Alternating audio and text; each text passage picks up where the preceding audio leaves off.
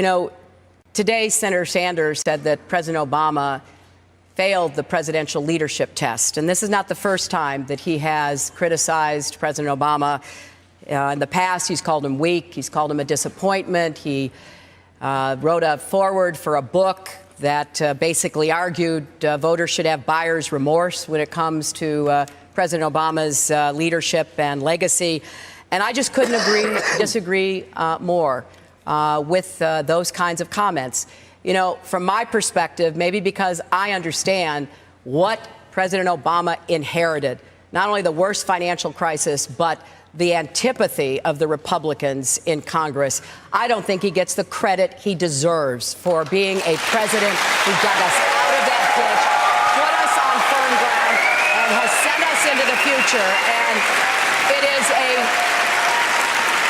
the kind of criticism that we've heard from Senator Sanders about our president, I expect from Republicans. I do not expect from someone running for the Democratic nomination to succeed President Obama. Madam Secretary, that is a low blow. I have worked with President Obama for the last 7 years. When President Obama came into office, we were losing 800,000 jobs a month, 800,000 jobs a month. We had a $1.4 trillion deficit, and the world's financial system was on the verge of collapse.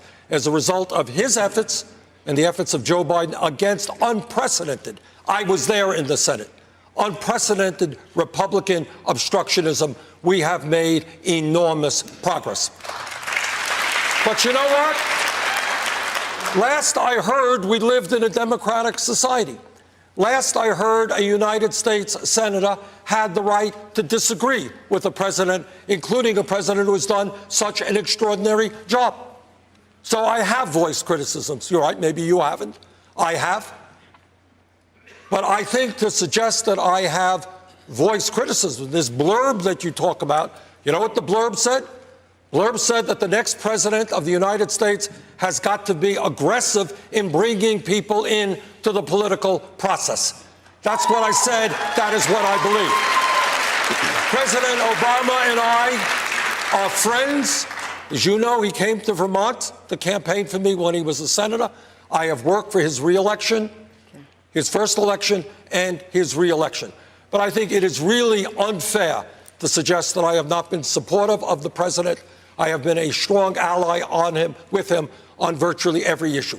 Do senators have the right to disagree with the president? Have you ever disagreed with a president? Senator, I suspect you may have. Senator, what I am concerned about is not disagreement on issues, saying that this is what I'd rather do. I don't agree with the president on that.